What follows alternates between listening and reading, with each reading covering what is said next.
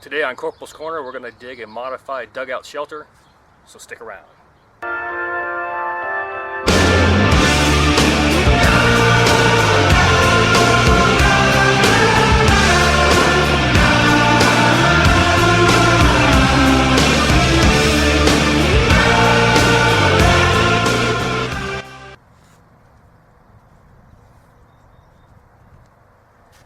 Alright, the first thing you want to do in building a dugout shelter is identify a location, which we've already done here. The second thing you want to do is you want to dig a trench 2.5 to 3 feet in width, 6 to 8 feet in length, and approximately 2 to 3 feet in depth. Once that's been accomplished, you want to go ahead and lay some type of bedding down here. In this case, I'm going to use willow, and the reason why we're going to put bedding down is to eliminate the conduction that would be caused by the soil contact with the body. In making your bedding, you want to lay it approximately 6 inches thick.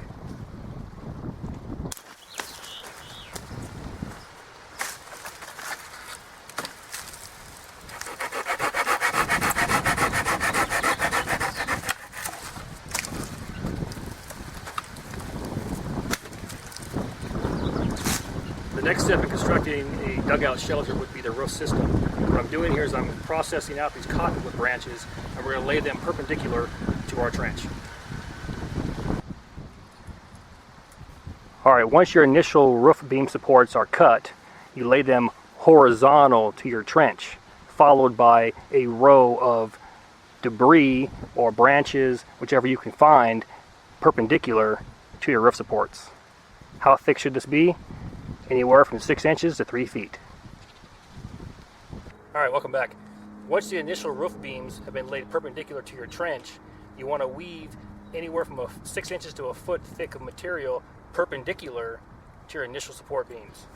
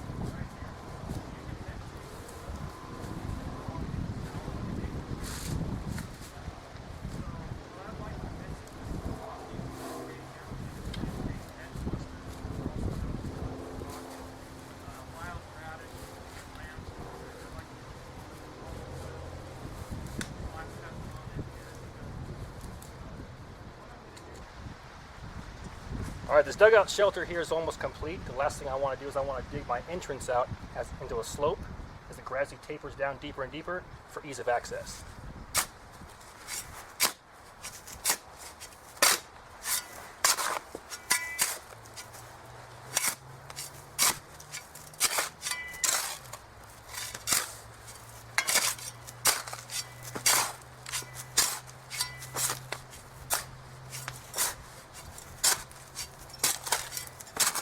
Alright, my entrance has all been scooped out. The last thing I want to do is I want to bring the dirt or the berm on the exterior of my shelter towards the inside, thus packing in all my debris up on the roof.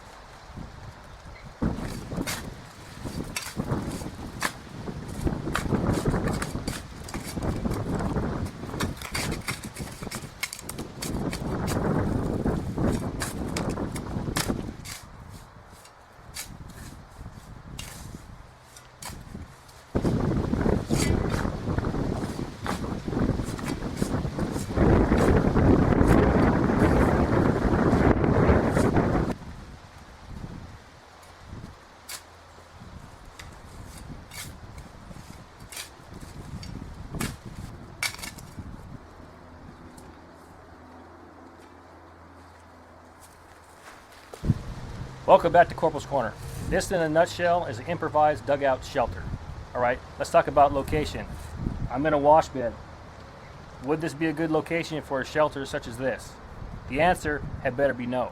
All right, I chose to dig this here because I'm actually camped right over there and I'm doing a couple of videos on wild edibles. So I thought I'd take a break and come over here where I have soft, silty sand and dig this out real quick. What I mean by real quick is actually 4.5 to 5 hours. All right, let's talk about the pros and cons of this type of shelter. A couple benefits: low profile. How does that help me? Well, to the untrained person, they'll walk by right out there 50 to 100 yards away, glance over here, and chances of you being seen are slim to none. It's called concealment. All right.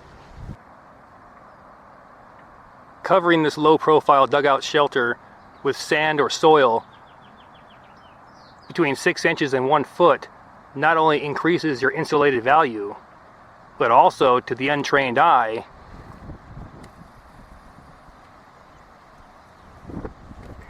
decreases your visibility.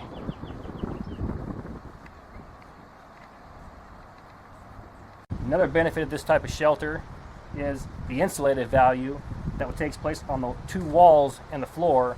Also, with a foot of debris followed by a foot of soil that keep you high and dry, all right, or cool during the summer months. Now, let's talk about some of the drawbacks of a shelter like this. We've already named one, and that is low profile. Say, well, low profile can help me. How can it hurt me?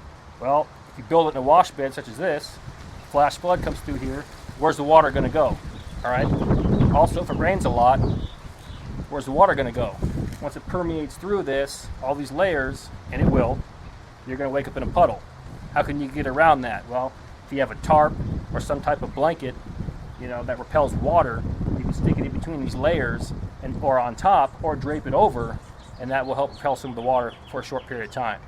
All right. Another drawback of low profile: if you're trying to be found and there's a search party walking around out there, or a helicopter flies over, or a truck drives by, and they have an untrained eye, and you're concealed, you're probably screwed. All right, so low profile, big con or downside to having a shelter like this. All right, another downside: it's labor intensive. I did this in 4 to 5 hours using a shovel. All right, if I'd use a digging stick or my bare hands, I'd probably still be digging. And I also have water and food. So if you don't have some kind of tool such as a shovel here, or have food and water, all right, or the ability to get food and disinfect water, constructing an elaborate shelter like this is probably not the best idea. All right, so I hope you learned something today, and the necessary steps to construct something like this. Again, this is an improvised dugout shelter. There's many different ways to do this. Don't get caught up on this one. If you find an easier one, stick with it. So with that, I'll catch you next time.